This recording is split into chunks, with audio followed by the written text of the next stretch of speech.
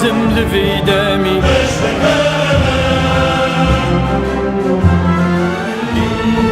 من تمار كردي وقاقل پشمرگمه پشمرگمه پشمرگمه من سوزا و یم کردستان یم نما دەستپێک بەر لەوەی باس لە ڕیفراندۆمی گەلی کورد بکەین لە 25 نۆی 2007 دەمەوێت باز لەوە بکەم کە مافی چارەی خۆنووسین مافی هەموو گەلانە کە ئەمە لە مادەی یەکی بەڵگەنامەی هەردوو بەڵگەنامە نێودەوڵەتیەکەدا هاتووە کە باز لەوە دەکا هەموو میلەتێک و هەموو گەلێک مافی چارەی خۆنووسینی هەیە مافی ئەوەی هەیە سربەخۆ بێت ئایا لەگەڵ دەوڵەتێکی تردایەک بگرێت یاخود مافی فیدراڵێتی هەبێ یاخود دەوڵەت دروستکە ئەمە مافی هەموو گەلێکە لە سەرتاسەری هەموو جیهاندا و ئەگەر بێت و باز لەوە بکەین لە هاوهەڵوێست یان هەوڵەستی دەولی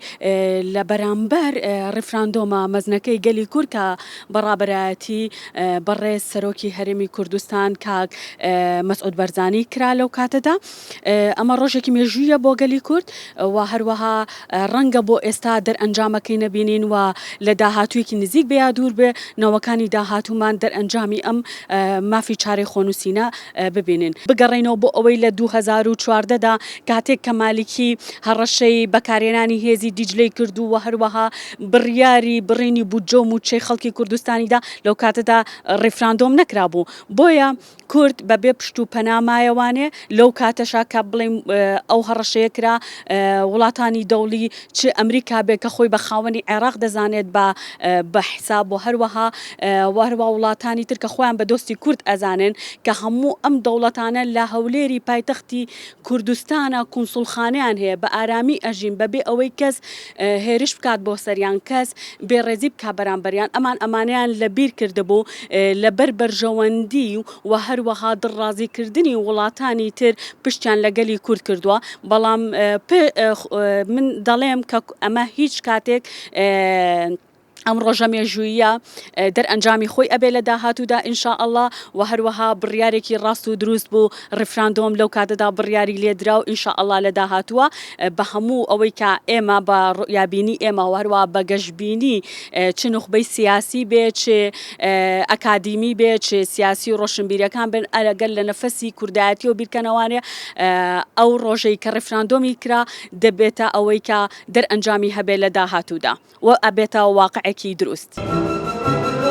خورتونودم دیاباکم سوپایەکی کوردستانی کوردستانی لەشکەرێکی نیشتیمانی سوپایەک بە قەرەمانی قەرەمان ئیلونی ئۆتۆنۆمی فێدرالیزم لەوێ دەمی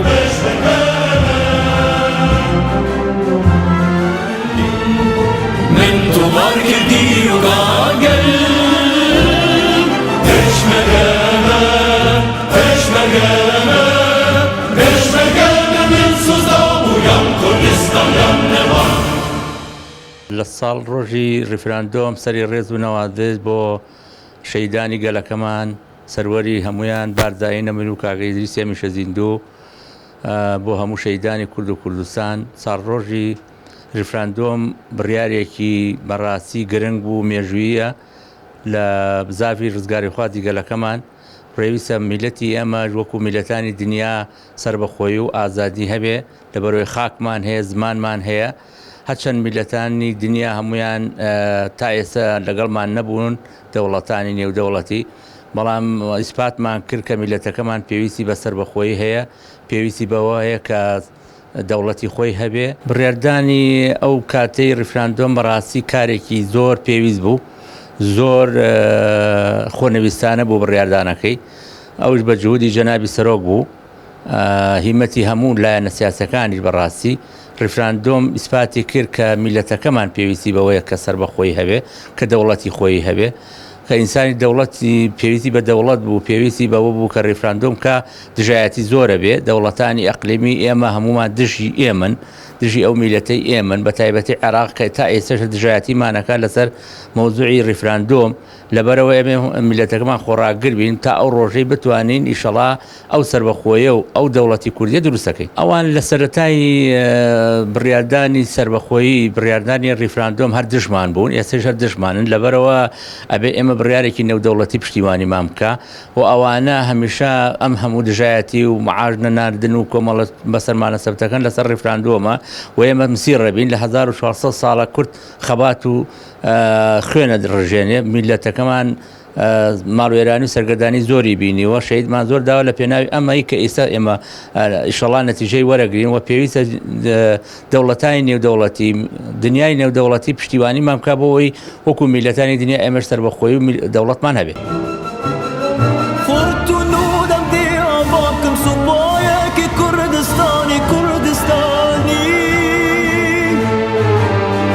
لشكرك الاجتماعي سبايك بالقهرماني قهرمان إيلوني أوتونومي فدراليزم لفي دمي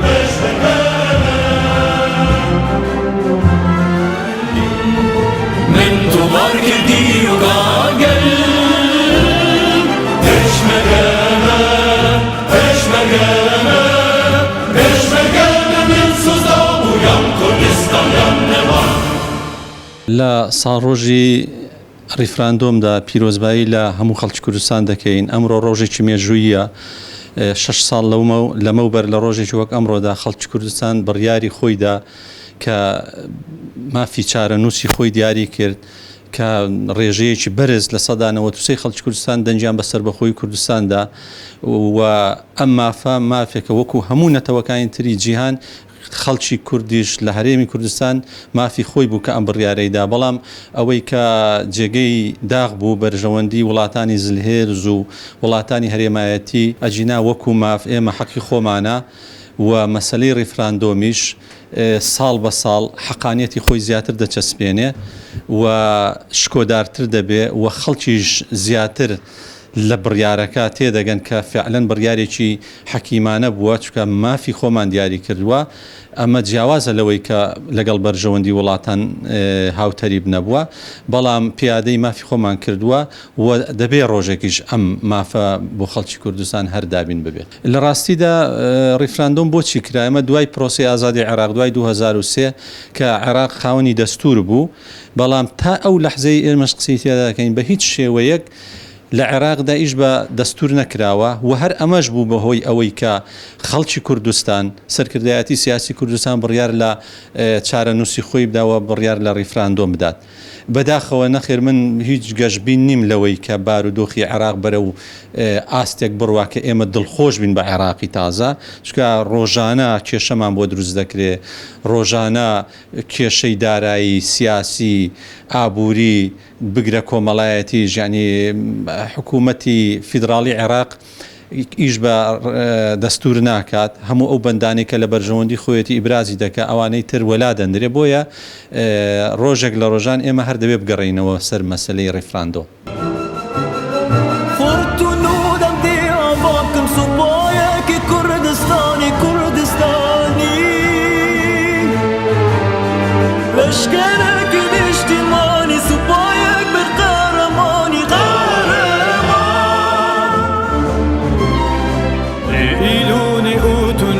فدراليزم لفي دمي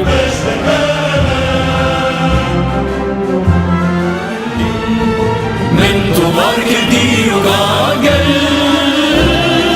Peşmergeme, peşmergeme, peşmergeme min sızda uyan Kurdistan yanneman. حقیقت مافی هەموو گەلێکە کەوا خۆی بڕیای لەسەر چارنووسی خۆی بدات و هەلی گرنگ بۆ گەلەکەمان ڕێکەوتووە بە دوایین هەل ئەوەی بابەتی ڕێفراندۆم بوو و بە تایبەت لە ناوچە داڕێراوەکان چکە مادەیەکی دەستوریمانەیە کە مادەی 140 ئەڵێ حکوومەتی عێراق خەڵسێ ئیسیفتائێ واتە ڕێفراندۆمێ قۆناغی سێمە لە مادەی 140 دوای ئاساییکردنەوە تەبیعی دوای سەرژمێری واتە ئیحساکردن لەو ناوچانە گرنگ ئەوە بوو کەوا لە دوای ئەوەی سوپای عێراقی ئەو ناوچانەی جێڵە ئەوە بوو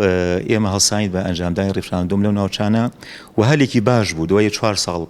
هێزی پێشمەرگی کوردستان و سەرکردایەتی کورد و حکوومەتی هەرێم توانی ئەو ناوچانە پارێزیە حەقی خۆمان بوو لەوەی حکوومەتی عێراق بە ئەرکی خۆی هەڵنەسا کە دواماوەی سیویەکی 12 2007 بوو ئێمە ینی بەو کارە هەڵسیان وەوە وەکو سەنەدێکی قانونی لە بابەتی ئەوەی نێودەوڵەتیەکەی کەوە ئایا ڕێفراندۆم ئەرزشێکی هەبووە و گرنگی هەبوو بڵێ و ئەگەر گرنگی نەبوایە نە کۆمکاری عەرەبی نەتەوەی گرتوەکان نە هاوپەیمانان لە ئەمریکا لە رووسیا لە هەم وڵاتانی دەوروبەر ئاهاتنە سەر خت بڵێن ئەنجامی مەدەن ئەیان زانی کەوا ڕێفراندۆم بابەتێکی زۆر گرنگە و ئەگەر بێت و بەشدارێکی زۆری تیا بێ هیچ لایەنێک ناتوانێت پشەڵی بکاتەوە و ئەو بڕیارەی دادگای باڵای فیدرالی کە لەسەر ڕێفراندورێ ئەوە نابێت لە ڕووی یاسای نێودەوڵەتی و ڕێفراندۆم بە ڕێفراندۆمی دیکە هەڵەوەشێتەوە نەک دادگایەک کە ئێمە زانی سیاسەتەکە لەگەڵ کووردا بەوە هەڵەوەشێتەوە لە بەرەوەی لەلایەن لە ڕووی یاسایەکەەوە زۆر گرنگ بوو خەنێک کەسیشێ لە نووسەران و لە ڕۆژنامەسانیا ئەوانی بێرمەندن ئاماژە بە نامەکەی تلسدن کە وەزیری دەرەوەی ئەمریکا بۆ کاتە کەوا نامێکی بۆ بارزانی نردووە کەوا گە ڕێفراندۆم ئەنجام دەدەن لەم قۆناغەیە بۆ ماوەی ساڵە یا زیاتر تەئەجیلیکەن ئێمە کۆمەڵی شای سەیدارایی و کۆمەڵی ئیتفاقیە لەگەڵ بەغدایە کرێت و مادەی 140 و شایستەکانی پێشمەرگە و هەوڵەدەی ناوچە دابڕێراوەکانتان بۆ چارەسەر بکەین بەڵام کێشەی ئەوە بوو ئەو نامەیە لەسەر کلیشەی وزارتی خارجی دەرەوەی ئەمریکا نەبوو و مۆری وزاری خارجی ئەمریکای پێوە نەبوو و ئەو نامەیە مامێکی شخصی بوو نامەیەک نەبوو هیچ ڕسفەرمیێتێکی بۆ ئێمە دوای ئەوەی ئەگە با بڵێن تلسن وەزیری دەرەوەی ئەمریکا بڕوا کەسێتە جێگەی بگرێ بتوانین داکۆکی وەکو بەڵگەیە بەکاریبێن بالفعلیش هەر دوای 3 و 4 مانگ ئەو تلسن جێگەی نەما پۆمپیۆ هاتە جێگەکەی و هەر بە تیۆتێک ترامپ لای بردو ئێمە لەبەر ئەوە نەمانتوانی وەکو ینی هەر ئەو کاتچکەم ئاخر ماوە بوو 20 مانگ بۆ کۆمڕۆ ئەو نامەیە ئاراستەی بارزانی کرا بۆ ئەوەی پاشگەز بینەوە لە قۆناغی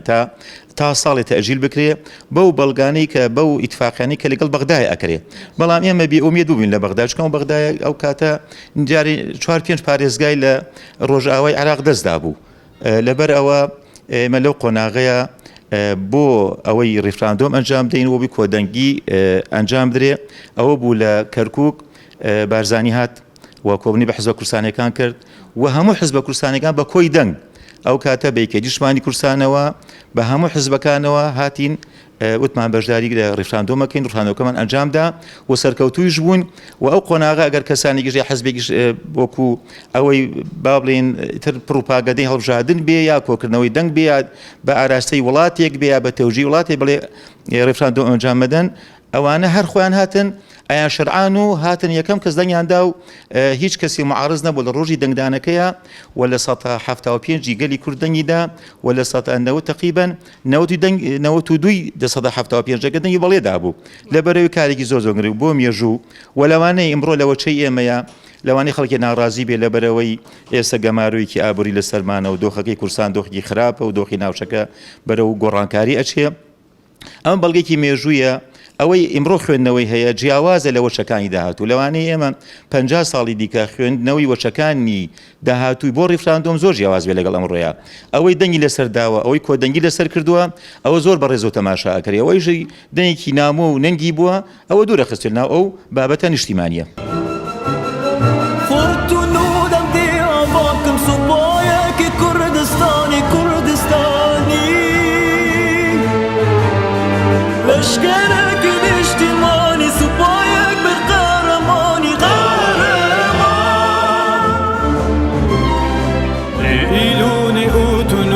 فدراليزم لفي دمي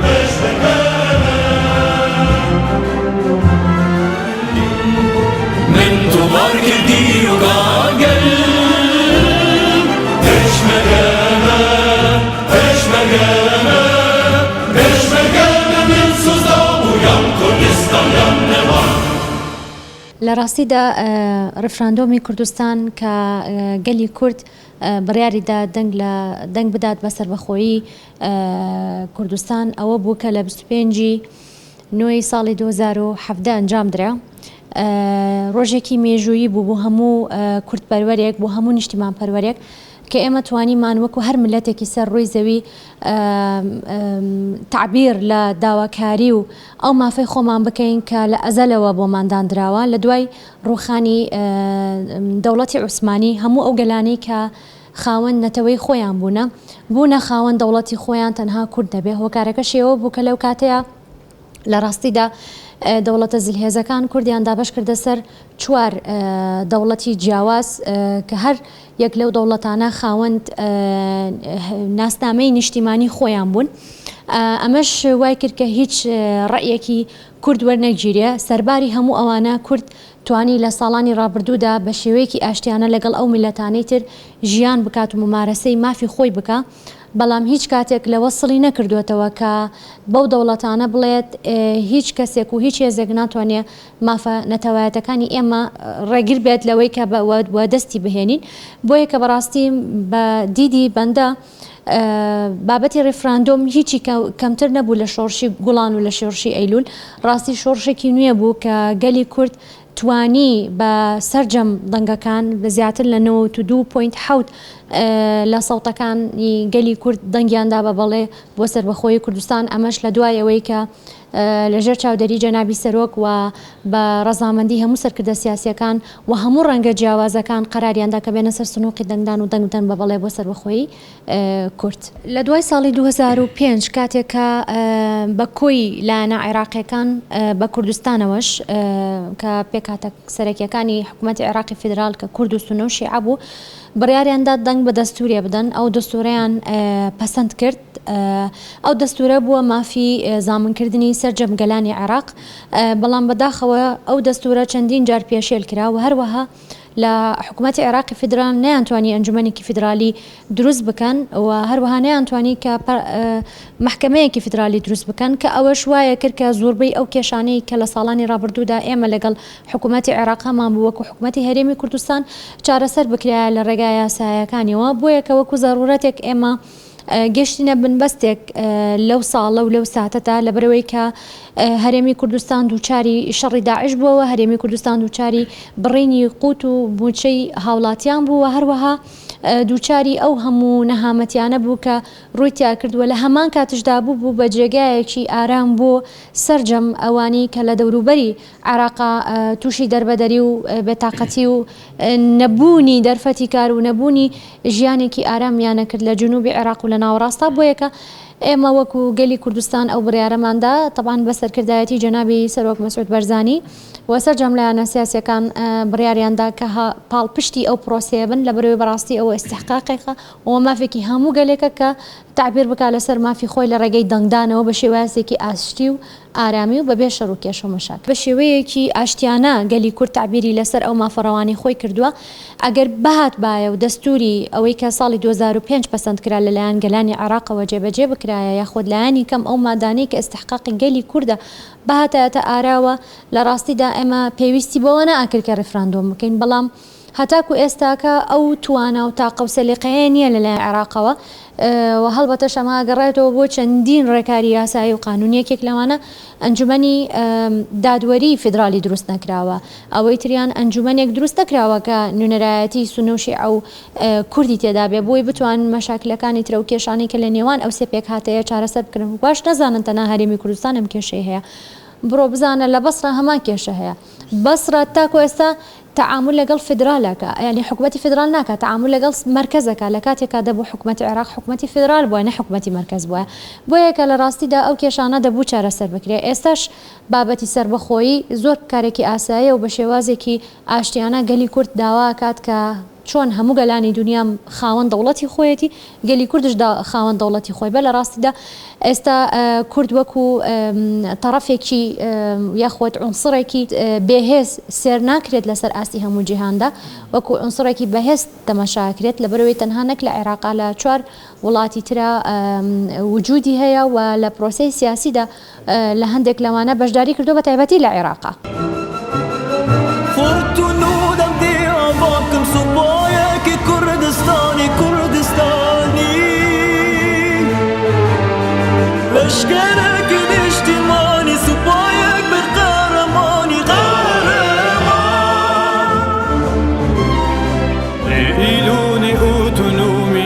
لازم لفي دمي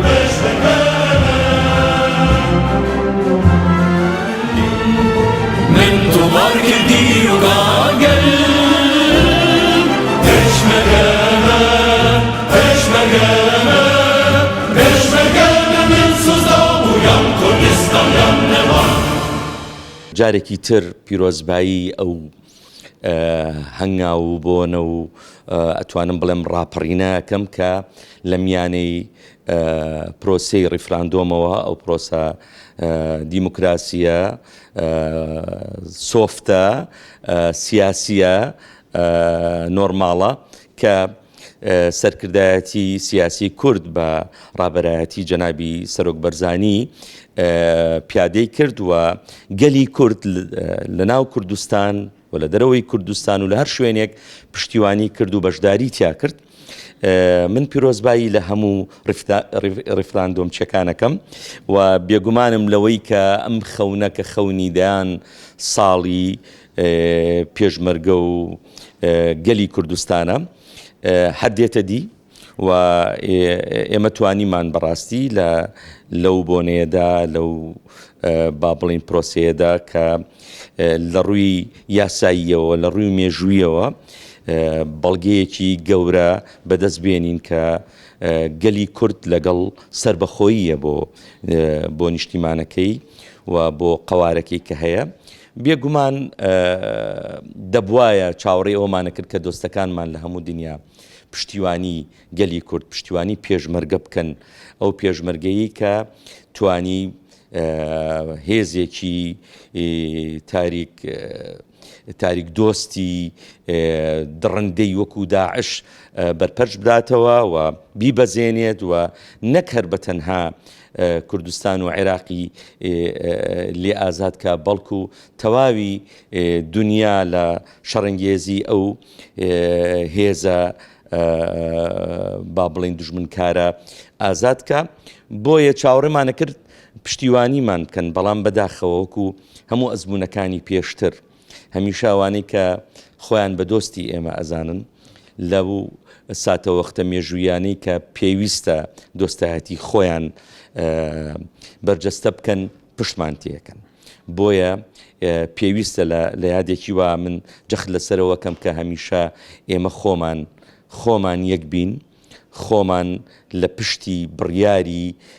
نەتەوەییەوە بین بۆ هیچ بەرژەوەندیەکی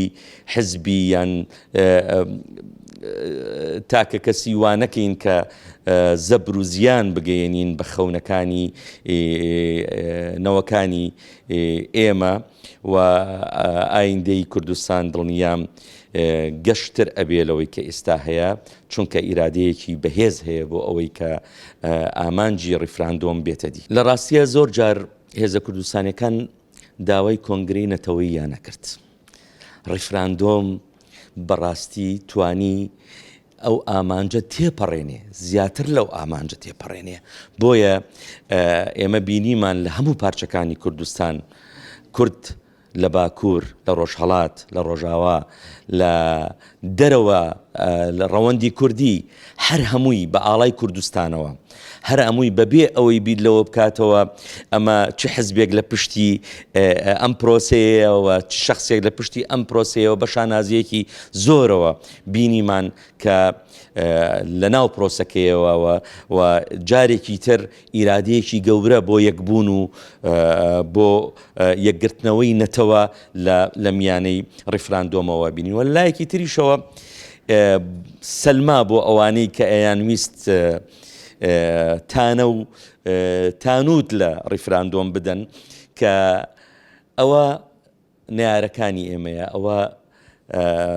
سەردەستەکانن کە خۆیان هەندێک جار بە دۆست پیشانەدەن بەڵام هەمیشەوامان لێ ئەەکەن کە بیر لە ئەگەری سربەخۆیی و ڕیفراندۆ کەینەوە لەبەر ئەوەی مافەکانمان زەوتەکەن مافەکانمان ژێرپێ ئەخەن و بە هیچ شێوەیەک ئێمە ئەو دۆستایەتیە لە ئاکاریان نابینین لە ڕفتاریان نابینین ئەوەندەی کە لە ئیدعایەتان ئەیان بینەوەی لە کاتێک کە پێویستیان بە کووردە ئەیبینی من پێم وایە ئیتر ئەو قۆناغش تێپەڕی کە کورد دۆست و دوژمنی خۆی نەناسێت و ئەو قۆناغەش تێپەڕی کە ئیتر گەلی کورد نەزانێت کە بەڕاستی ئەو مزایداتە سیاسیانی کە ئەکرێ لەسەر پرسە گەورە و گرنگەکان وەکو پرسی سربەخۆیی نەتەوەیی کورد مزایداتێکی پرۆپوچە و لە کۆتاییە ئەبێ ئێمە هەمومان تواناکانمان و بەخشەکانمان بڕژەینەنا ئەو ڕووباری کە بەرەو ئازادی و سربەخۆیی کوردستان ڕوات. فرتونودم دیاباکم سوپایەکی کوردستانی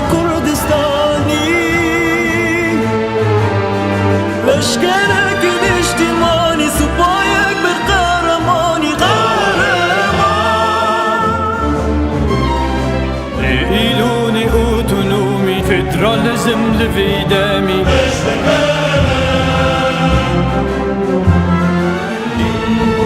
من تۆمار کردی و گاگەل پێشمەرگەمە پێشمەرگەمە پێشمەرگەمە من سوزدا بوویان کوردستانیان نەما. ئەگەر بگەڕێنەوە بۆ تاریخی عێراق بە درێژایی لە 20 تا گاتەوە مەرحەلەی کە ڕێفراندۆمی تاکرا ڕێفراندۆم جەریترین و گەورەترین هەنگاو بوو کە قیادەی سیاسی کوردنای بۆ سەربەخۆی کوردستان یەکێ بوو لەو خاڵانەی کاڵم مۆشەرخان بوو لە قەزەی کوردیە چونکە ئێمە بۆ مەرحەلانەی ڕۆیشتین ئەگەر بگەڕێنەوە بۆ تاریخ زۆر مەراحلمان تێپەڕانەوە بەس نەگەیشتینەوە مەرحەلەی قەراری نیایی بین. قەراری ڕێفراندۆم بڵێم جوانترین و بە بەهاترین شت بوو لای من وەکو شەخص وەکو میلەتیش چونکە حاڵەتێ بوو ئینقازی میلەت هێبوو لە مەرحەلەیەک و مەرحەلەیەکە. ئێستا بۆ جەنابیش بۆ پرسیاری جەنابیش کە ئەڵێی ئەو قیادانی ئەو ساسانی ئەو سیاسیانەی کە لەگەڵ یا بوون و لەسەر مێزەکان هاوڕا بوون و دوایی پاش بگەزبوونەوە بالفعل من هاوڕام لەگەڵەوەیە کە لەگەڵ یان نەبوونایە چونکە هیچ سربەخۆییەک هیچ مافێک یا هیچ داواکردنێ بێ تەسحیە و بێ قوربانیدان نابێ بایەوە مەرحەلەیەکی زەمەنی کەم لە زەحمەترا بووینە خۆی ئەو مەرحەلانی کە پیا ڕۆیشتوین لە 2014 تا حەڤە ئەو 3 ساڵە زۆر خۆش نەبوو بە کورد بەس ئەگەر ماهۆنگامانەما بەس قارەمانەتی ئازایەتی پێشمەرگە و بوونی قیادەی کوردی لە ساحەکەیە وای کرد کە ئێمە هەنگاوە بنین بتوانین باشترین و جوانترین پێشکەش بە میلەتەکەمان بکەین بەس چیەڵی هەنێ وەسایەتە پێشەوە خیانەتی ناوخۆیە بڵێن دەستی وڵاتانی هەرێمایەتیە ئەمانە هەموو تەسیراتی خۆی هەبوو لەسەر قەزم بە دڵنیاییەوە ئێمە هەموو تاشێکەوەی هەستێکی نیشتیمانی هەبێ خاوەن ڕابردوویەکی جوان بێ لەسەر ئەساس و بنەمایەکی کوردانە و دامەزراوە بێ لە موقع و لە مەکانە و لە نیشتیمان پەروەریە زۆر دڵخۆش بۆ مەرحەلەیە ئێمە هەموویمان بینی بە درێژایی ئەو فترە زەمەنی کە جەنابی سەرۆک گەڕێکرد بەناو شارەکانی کوردستانە بۆ ئەوی پشگیری و هاو دەنگی خەڵک کۆکاتەوە بالفعل واشی کرد ئادایەکی زۆر جوان لە قیادەی سیاسی کورد بە تایبەتی پارتی جەنابی سەرۆک بە تایبەتی و جەماوەرەکەش بە دەرەجەی دوو چونکە جەماوەر پاڵپشتی ئەو وەسع بوو کە کوردی تیا بوو ئێمە خۆمانێکێک بوون لەوانەی کە لە هەموو میرەجەکانەکانە وجودمانە بوو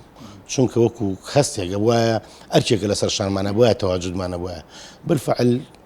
ینی ئەو خەڵکانی کە لێ بوون ئەمان بڵێم جوانترین و گەورەترین و بە بەهاترین مرۆڤ بوون ئەو کاتانە کە دەنگیانە بۆ ڕیفراندن و تەواجودیان لەو جۆش و خرۆشەیە ڕیفراندۆم زۆر دروست بوو وەکو هەنگاوکە زۆر دروست بوو کاتێ پرۆسەی ئازادی عێراق بوو کە شیعە تاکباڵ بوو بڵێن نەیتوانی ئەو وەسعانە دەبکە کورد پاڵپشتێکی تەواوی دامەزراوەکانی حکوومەتی عێراقی بوو بەسم بە مەرحەلانە ڕۆی تا ئەو کاتەی کورد گەیشتە مەرحەلەیەک ئەو وەزعانی تێگەیشت و تێپەڕان بۆیە داوای ڕێفراندۆمی کرد بۆ ئەیزانی کە چی محکەمەی بڵێن فیدراالیە ئەو خاڵ ساسانەی لەسەر وەزعی سیاسی عێراق قەرارەیەن خەمخۆر نین یا میلە دۆز نین یا کوردپەروەر نین یا کوردۆز نین عەفوونکە نایانێ ئەو فەرق و جیاوازیە زۆرە لە بینی کورد و وەکو تاگ وەکو خاک وەکو ئەعمار ببینین لە بینی محافەزەکانی بڵێن کوردستان و عێراقا ئەم مەرحەلانە تەسیراتی زۆر زائیدەن بیرە شۆڤێنێک ئەمە یەکێک بووە لە ئەساسیرینیان کە بیانەوێت کورد لەناوبەرن ئەم هەموو جارێ کە ئەڵێن ئێمە ئەنفالەی کە ئەکراین بالفعل ئەلفانی کراین لە 2014 تا ئێستا بۆ مەرحەلەیە ڕۆیشتوین بەس بە شێوەیە کە پراکتیکیان کردەوە نەبێ بڵێن ئێمە مەرحەلێکی سابتا بووین و استقراری سیاسیمان نەبووە ڕاستە ناوخۆیان هەبووە استقراری سیاسی هەبووە بەس ئەم وڵاتانی چواردەورە نەیانێشتووە دایم حاڵەتێک بوون کە ئاژاوان دروست کردو کە مەشاکلیان دروستکە کە گەشتون تا حاڵەتەوەی تۆ استقراری کۆمەڵاتی و نەبێ سیاسی و نەبێ مادی و نەبێ هەمویانە طبعا بالفعل تەسیراتی زۆری شێوە چونکە زلهێزن و دەوڵەتن بە معنای کەلیمەکەی منیش هەموو جارێ لە منکاڵم پیرۆز بێ ڕێفراندۆم جەنابی سەرۆک ویستی ماڵێکمان بۆ دروستکە تایە بژین. فرتونودم دی آباکم سوپایەکی کوردستانی لشکرك الاجتماعي سبايك بالقهرماني قهرمان إيلوني أوتونومي فدراليزم لفي دمي